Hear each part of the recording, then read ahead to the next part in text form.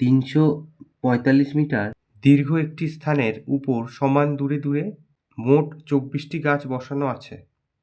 যদি ওই স্থানের দুই প্রান্তে 2টি গাছ বসানো থাকে তবে পরপর যে কোনো 2টি গাছের মধ্যে দূরত্ব কত? এখানে বলেছে টোটাল দূরত্ব 345 মিটার আর দুই প্রান্তে দুটো গাছ আছে, সমান সমান দূরে এতগুলো গাছ আছে। তাহলে ধরে নিই এরকম একটা গাছ বসানো হয়েছে, এরকম একটা গাছ বসানো হয়েছে, এখানে একটা গাছ বসানো হয়েছে। তাহলে আমরা এই ছোট্ট করে একটু বুঝি। ধরা যাক এইটুকু একটা অংশ সমান দূরত্বে গাছ বসানো হচ্ছে, দুই প্রান্তে দুটো আর মাঝখানে একটা সমান সমান দূরত্ব। তাহলে এটা যদি টোটালটা যদি 9 মিটার হয় তাহলে এই দূরত্ব আর এই দূরত্ব কত? তাহলে এই টোটালটা যদি 9 মিটার হয় তাহলে আমাদের কি করতে হবে? এই দূরত্ব বার করতে গেলে আমরা 2 দিয়ে ভাগ করব একে।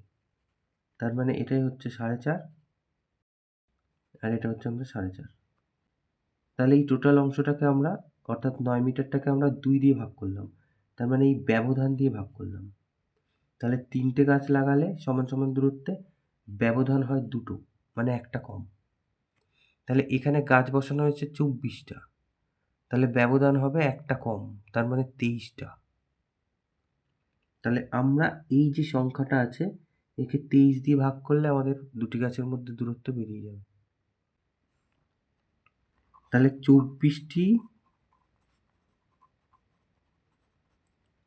গাছের মধ্যে ব্যবধান সংখ্যা কত? না 24 বিয়োগ 1, 23টি। তাহলে এইবার দুটি গাছের মধ্যে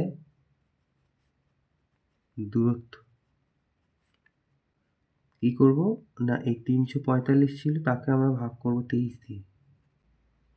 345 তাকে 23 দিয়ে ভাগ করলে 23 একে 23, 1 5 দিয়ে গেলে 5 দিয়ে 15, হাতে 1, 5 দিয়ে 11, তাহলে 15। তাহলে পেলাম 15 মিটার। তাহলে এক্ষেত্রে এইটা উত্তর।